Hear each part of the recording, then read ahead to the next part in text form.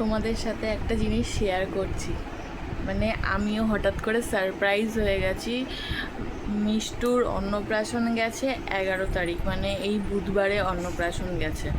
তো আমি শুয়েই ছিলাম পাশে, তা হঠাৎ করে দেখি কি মানে আওয়াজ হচ্ছে। এবার আমি অন্যদিক যেহেতু ঘুরে শুয়ে রয়েছি, ও তো এরকম আওয়াজ করতেই থাকে, তো ঘুরে দেখি কি যে ও উল্টো হয়ে গেছে। মানে আমি জাস্ট অবাক।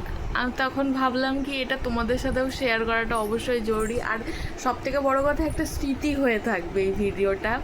ইন ফিউচার ও যখন দেখবে এই জিনিসগুলো, তখন হয়তো ওরও একটা আলাদা একটা এক্সপিরিয়েন্স, মানে আলাদা একটা অনুভূতি হবে ওর, যে ছোটোবেলায়। আর আসলে আমাদের সময় তো এই ভিডিও করার চলটা ছিল না, এত আমাদের মা বাবারা এত সোশ্যাল মিডিয়াতে অ্যাক্টিভও ছিল না, আর তাদের কাছে স্মার্টফোনও ছিল না। সো আমাদের এই ভিডিও টিডিও এইসব করা তখন সুযোগও ছিল না। তা আমি এখন ভাবি কি ওর ছোট ছোট যে মুহূর্ত, এই যে ছোটোর থেকে একদম ও বড় হচ্ছে, সেই সব ছোট ছোট ওর যে মুহূর্তগুলো, সেগুলো আমি ক্যামেরা বন্দি করে রাখতে চাই। তো তোমাদের সাথেও আমি ফার্স্ট সেটাই শেয়ার করলাম। তো দেখো কি করছে ও। সোনা মা, সোনা মা, সোনা মা, এই সোনা মা, মিষ্টু, আমার মিষ্টু, তুমি উপুর হয়ে গেছো।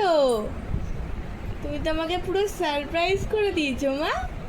হ্যাঁ, তুমি তো সারপ্রাইজ করে দিয়েছো। আবার ক্যামেরা দেখে সে ক্যামেরা দেখে। উরি বাবারি, উরি বাবারি, কষ্ট হচ্ছে তোমার? কষ্ট হচ্ছে? মানে দিন কিভাবে চলে যায় না, মানে সেদিনকে মনে হচ্ছে যে হসপিটাল থেকে ওকে নিয়ে আসলাম, সেদিনকে এইটুকুনি ছিল, সে এখন উড় দেওয়া শিখে গেছে, 6 মাস হয়ে গেছে, অন্নপ্রাশনও হয়ে গেল।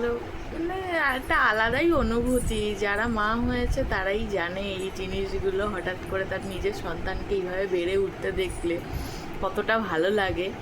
সত্যি এখন মা হয়ে বুঝতে পারছি এই জিনিসগুলো।